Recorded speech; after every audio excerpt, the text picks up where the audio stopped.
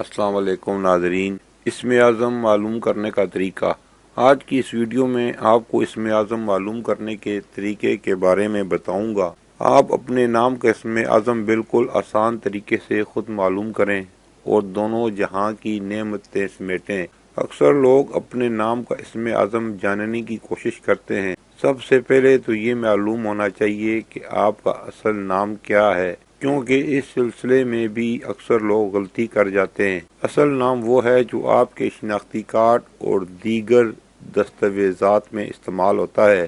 लाड प्यार में पुकारा जाने वाला नाम या लक़ब और खिताब के तौर पर मशहूर होने वाला नाम आपके असल नाम नहीं है। मसलन किसी का नाम असनैन है मगर उसे घर में नैन कह कर पुकारा जाता है, तो इस सारे पुकारे जाने वाले नाम को असल नाम तस्वर नहीं किया जाएगा। असल नाम वही है जो शिनाख्ती कार्ड और दीगर दस्तावेजात पर दर्ज है, और इस नाम में भी खालिस नाम सिर्फ वो होगा जिसमें खानदान, ज़ात या इलाके की शिनाख्त के लफ्ज़ शामिल ना हो। मसलन सैयद, खान, शेख, मुगल वगैरह। ये तमाम इजाफे अपनी मखसूस खानदानी शिनाख्त के लिए लगाए जाते हैं, इन्हें असल नाम में शुमार नहीं किया जाएगा।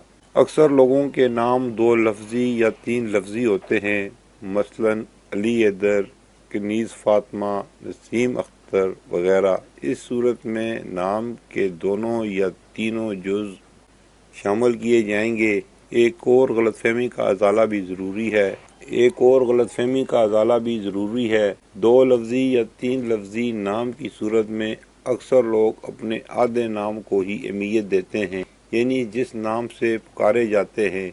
मसलन अब्दुल हफीज़ को हफीज़ के नाम से पुकारे जाते हैं और इसी को अपना नाम समझते हैं। ये गलती कभी न करें। इस वजाहत के बाद आप अपना असल नाम सामने रखते हुए सबसे पहले इसके एदाद मालूम करें। इस चार्ट के ज़रिए आपको बआसानी ये मालूम हो जाएगा कि आपके नाम में मौजूद हरूफ की अददी कीमत क्या है।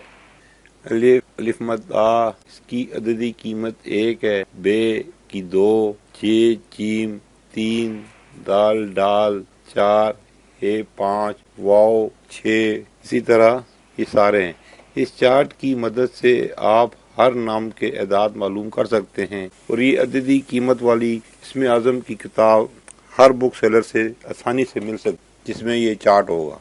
जब आप अपने नाम के एदाद मालूम कर लें तो फिर अपने मकसद को मद्देनज़र रखते हुए ऐसे इसमें इलाही का इंतखाब करें जिसके एदाद आपके नाम के एदाद के बराबर हों। इसमें इलाही का इंतखाब करते हुए अपने मकसद को भी मद्देनज़र रखें, यानी ऐसे इस्माए इलाही लें जो मकसद में मावन हो सकते हैं, जैसे कुशादगी रिज़्क़ के लिए बासित, रज़ाक, शादी के लिए कुदूद, मुसव्विर। इस काम में दुश्वारी ये पेश आएगी कि आपके नाम के एदाद के मुताबिक कोई एक इसमें इलाही मिलना मुश्किल होगा।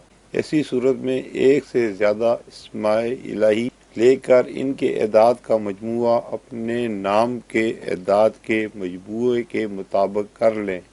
सबसे पहले आपको अपने चैनल राज़ो न्याज़ पर खुशामदीद कहते हैं, और आपसे गुजारिश है कि आपने अभी तक हमारा चैनल सब्सक्राइब नहीं किया तो हमारे चैनल को सब्सक्राइब कर लें और साथ लगी घंटी के बटन को भी दबा दें, ताकि हमारी हर नई आने वाली वीडियो का नोटिफिकेशन आपको मिलता रहे। और कमेंट सेक्शन में अपनी कीमती राय का इजहार ज़रूर कीजिए। एक मिसाल के ज़रिए तरीक़ाकार को समझ लें। मसलन एक नाम अनवर फराज ऐवान है। इसमें खालिस नाम अनवर फराज है। ऐवान ज़ात की शिनाख्त ज़ाहिर करता है, लिहाजा सिर्फ असल नाम अनवर फराज के एदाद मालूम करेंगे, जो चार्ट के मुताबिक 545 होते हैं।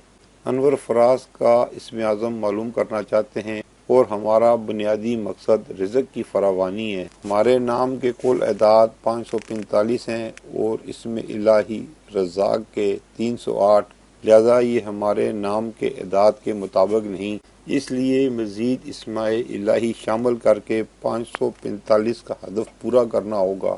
सबसे पहले इसमें ज़ात अल्लाह को लेंगे जिसके एदाद 66 हैं। اس کے بعد اسم الہی کو لیں گے اور اس سے پہلے الف اور لام کا اضافہ کر کے اسے الرزاق پڑھیں گے، پھر مزید اسم الہی حنان الف لام کا اضافہ کر کے اسے شامل کر لیں گے۔ اس طرح ہمارے مقصد اور نام کے مطابق موافق اسم الہی کا ایک مجموعہ آئے گا، وہ یہ ہے: یا اللہ الرزاق الحنان۔